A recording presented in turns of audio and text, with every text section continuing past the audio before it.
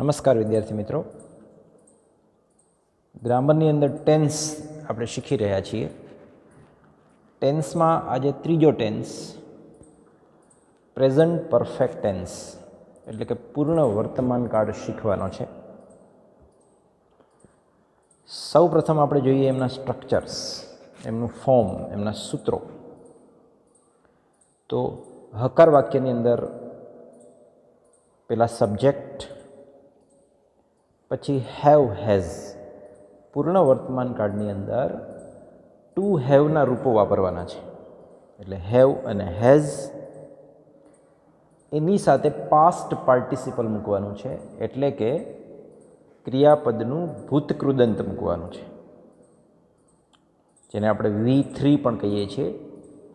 અને એના પછી આવશે અધર વર્ડ્સ એટલે કે અન્ય શબ્દો. અહીંયા એક નોંધ પણ મેં કરી છે.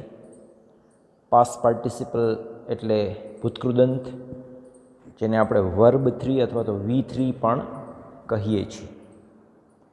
તો પ્રેઝન્ટ પરફેક્ટ ટેન્સ પૂર્ણ વર્તમાન કાળનું સ્ટ્રક્ચર શોર્ટમાં સમજવું હોય તો to have plus V3, have has plus past participle ભૂતકૃદંત. આ ટેન્સ શીખવા માટે ક્રિયાપદના ભૂતકૃદંતના રૂપો આવડવા અત્યંત આવશ્યક છે. એમના નેગેટિવ એટલે કે નકાર વાક્યની વાત કરીએ તો સબ્જેક્ટ પ્લસ હેવ હેઝની સાથે નોટ મૂકવાનું છે. Have not, has not. Have નોટને હેવન્ટ પણ કહેવાય છે, હેઝ નોટને હેઝન્ટ પણ કહેવાય છે.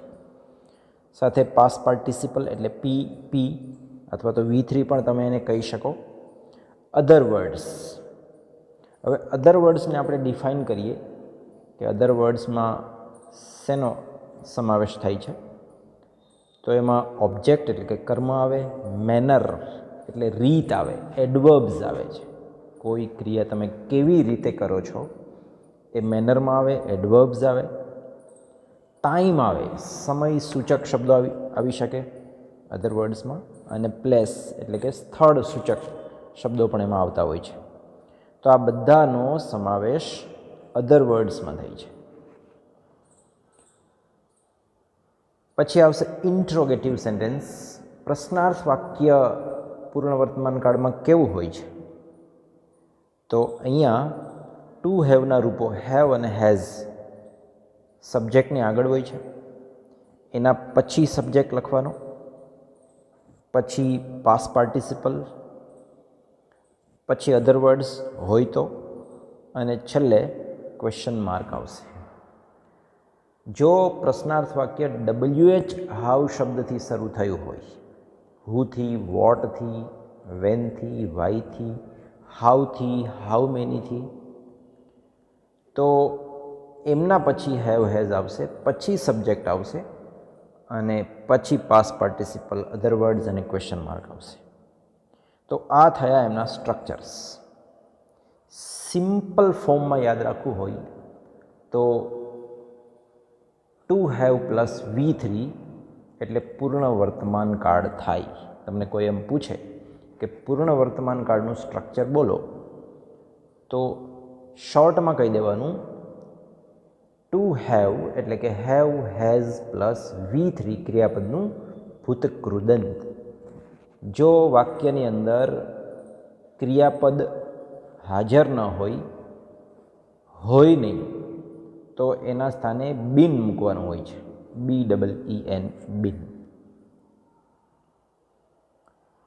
હવે જોઈએ ટાઈમ ઇન્ડિકેટિંગ વર્ડ્સ, સમય સૂચક શબ્દો.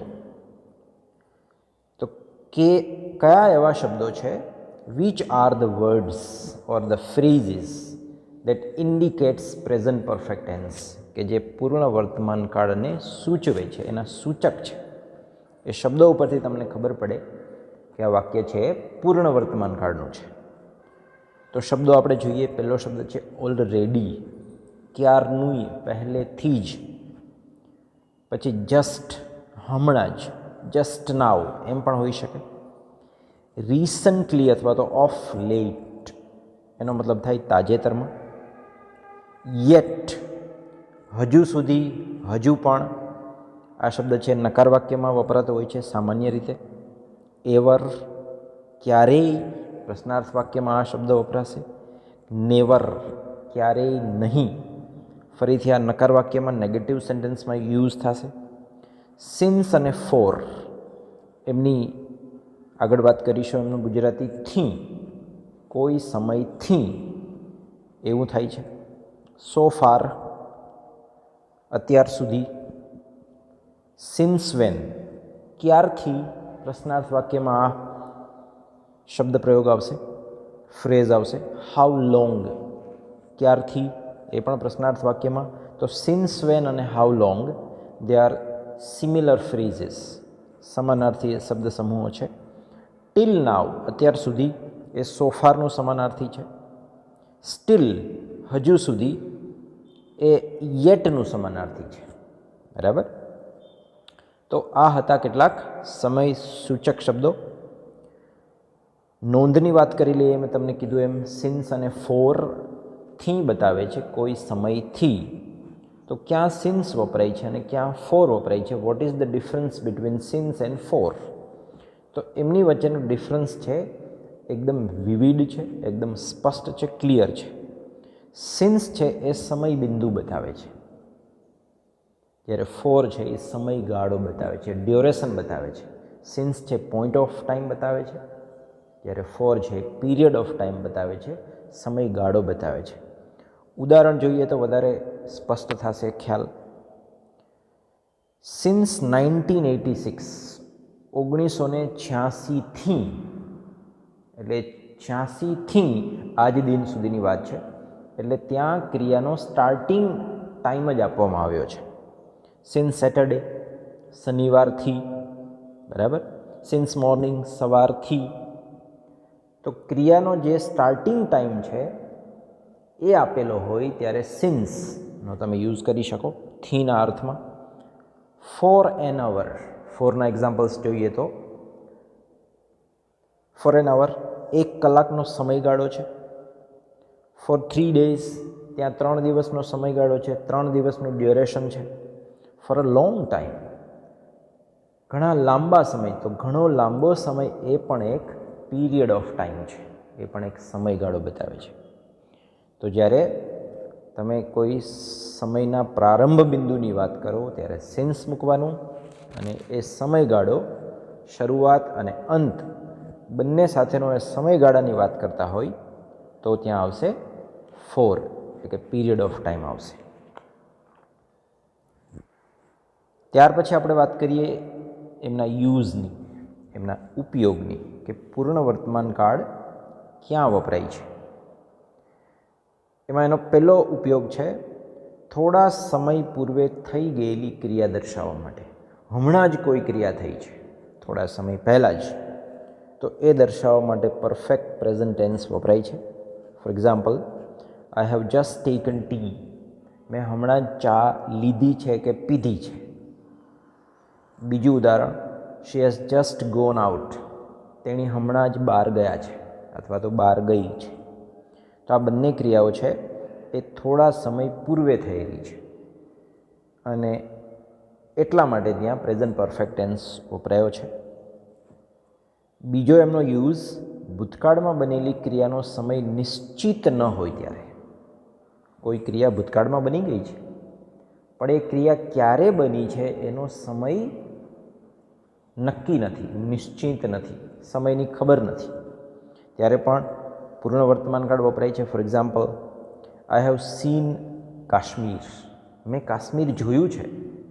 કાશ્મીર જોયું છે પણ મેં કાશ્મીર ક્યારે જોયું એમનો ઉલ્લેખ મેં આ વાક્યમાં નથી કર્યો. જો તમે કાશ્મીર ક્યારે જોયું એનો ઉલ્લેખ કરી દો તો આ પ્રેઝન્ટ પરફેક્ટને બદલે પાસ્ટ સિમ્પલ થઈ જાય. પૂર્ણ વર્તમાન કાળને બદલે સાદો ભૂતકાળ આવે. તમે એમ કહો કે મેં 2010ની અંદર કાશ્મીર જોયું હતું, તો ત્યાં આ પૂર્ણ વર્તમાન કાળનું વાક્ય નહીં આવે, ત્યાં સાદા ભૂતકાળનું વાક્ય આવશે, આઈ સો કાશ્મીર ઇન 2010.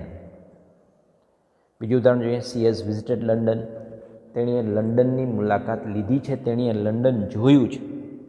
પણ ક્યારે જોયું એ અહીંયા આપેલું નથી. Third example, my brother has drone this picture. આ ચિત્ર મારા ભાઈએ દોરેલું છે.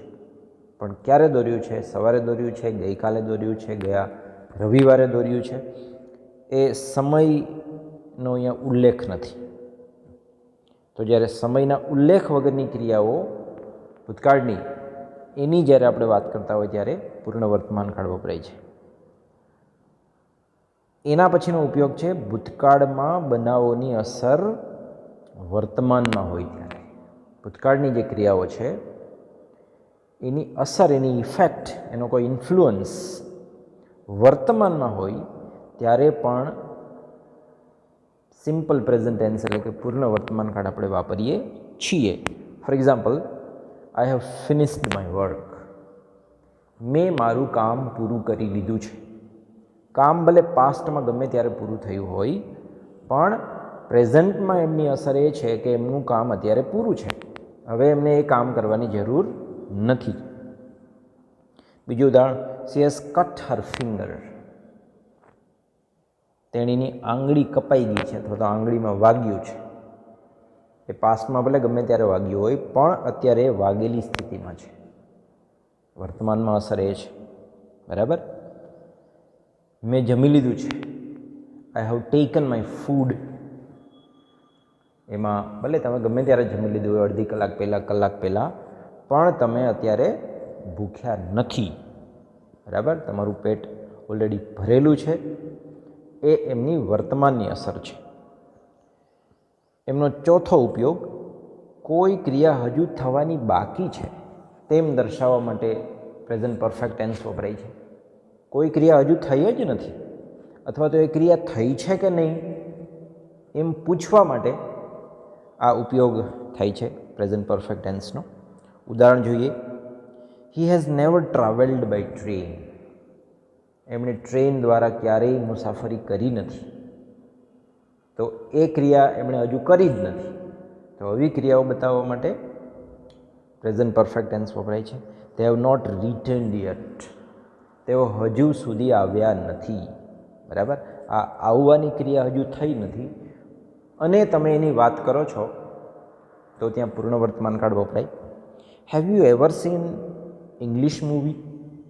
તમે આ કામ કર્યું છે, આ જોયું છે, આ ખાધું છે. એ કામ તમે કર્યું છે કે નહીં એમ પૂછવા માટે કે જે કામ હજુ થયું નથી. Have you ever scene English movie. તમે ક્યારેય અંગ્રેજી મૂવી જોઈ છે? એનો જવાબ કોઈ આપે તો yes I have seen English movie અથવા તો no I have not seen English movie એમ આપી શકાય. બરાબર. તો આ હતા એમના યુઝ, એમના ઉપયોગો. થોડા એના વધારે ઉદાહરણો જોઈએ મોર એક્ઝામ્પલ્સમાં. First, we have recently purchased this house. અમે તાજેતરમાં જ આ મકાન ખરીદ્યું છે. કોઈ મોટી વસ્તુની ખરીદી કરો ત્યારે પરચેઝ શબ્દ વાપરવો જોઈએ. નાની વસ્તુની ખરીદીમાં આપણે બાય વાપરીએ છીએ. બીજું ઉદાહરણ, how many rupees have you saved so far. અત્યાર સુધીમાં તમે કેટલા પૈસા બચાવ્યા છે? ક્વેશ્ચન સેન્ટેન્સ છે. Who has return my name here. મારું નામ અહીંયા કોણે લખ્યું છે? પ્રશ્નાર્થ વાક્ય છે. બરાબર. નામ ગમે ત્યારે લખાયેલું છે, પણ અત્યારે લખાયેલું જોવા મળે છે કોઈ જગ્યાએ. એની વર્તમાનની અસર છે. Number 3, she has lived here since her birth. તેણીના જન્મથી અહીંયા એ રહે છે. બરાબર. પૂર્ણ વર્તમાન કાળનું વાક્ય છે. ભૂતકાળમાં ક્રિયા શરૂ થઈ છે અને વર્તમાન સુધી એ ચાલુ છે એ બતાવે છે. They have known Rahul for 5 years. Since ફોરનો યુઝ આવે છે. તેઓ રાહુલને 5 વર્ષથી ઓળખે છે. 5 વર્ષ પહેલાં ઓળખાણ શરૂ થઈ હતી, અત્યારે પણ ઓળખાણ મોજૂદ છે, હયાત છે, ઓળખે છે. Since when have you been in Rajkot. તમે રાજકોટમાં ક્યારથી રહો છો? બરાબર. આ બીન અંડરલાઇન કરેલું છે, એને આપણે જરા ક્લેરિફાઈ કરીએ નોંધમાં કે આ બીન અંડરલાઇન શું કામ કરેલું છે. તો V3ની ગેરહાજરી હોય તો તમારે પૂર્ણ વર્તમાન કાળનું વાક્ય બનાવવાનું છે, પરંતુ એમાં મૂળ ક્રિયા નથી, પાસ્ટ પાર્ટિસિપલ નથી, તો એની ગેરહાજરીમાં હેવ હેઝની સાથે બી મૂકવામાં આવે છે. Since when have you been in Rajkot? તમે રાજકોટમાં ક્યારથી રહો છો? બરાબર, રાજકોટમાં ક્યારથી છો? રહો નહીં, કારણ કે રહો તો પાછું મૂળ ક્રિયાપદ લીવ આવી જશે. તમે રાજકોટમાં ક્યારથી છો એમ કેવું હોય તો હેવ હેઝની સાથે બીન મૂકી શકાય. બનેલી ક્રિયાનો સમય નિશ્ચિત ન હોય ત્યારે સાદો ભૂતકાળ વપરાય છે. આગળ આપણે આમનો ઉલ્લેખ આવી ગયો છે કે કોઈ ક્રિયા ભૂતકાળમાં બની હોય, જો એનો ચોક્કસ સમય ન આપેલો હોય તો પૂર્ણ વર્તમાન કાળમાં આવશે, જો એનો ચોક્કસ સમય આપેલો હોય તો એ સાદા ભૂતકાળમાં આવશે. દાખલા તરીકે, I have passed GPSC last year. એ વાક્ય ખોટું છે, કારણ કે તમે જીપીએસસી ક્યારે પાસ કરી એનો ચોક્કસ સમય આપેલો છે લાસ્ટ યર, એટલે એ વાક્ય પૂર્ણ વર્તમાન કાળનું હેવ હેઝ અને V3 સાથે ન બની શકે. બીજું ઉદાહરણ છે, સાચું છે. આઈ પાસ જીપીએસસી લાસ્ટ યર. મેં ગયા વર્ષે, ગત સાલ જીપીએસસી પાસ કરી લીધી. આ સેન્ટેન્સ બિલકુલ સાચું છે, કારણ કે સિમ્પલ પાસ્ટ ટેન્સનું છે, કારણ કે ચોક્કસ સમયનો ઉલ્લેખ થયેલો છે.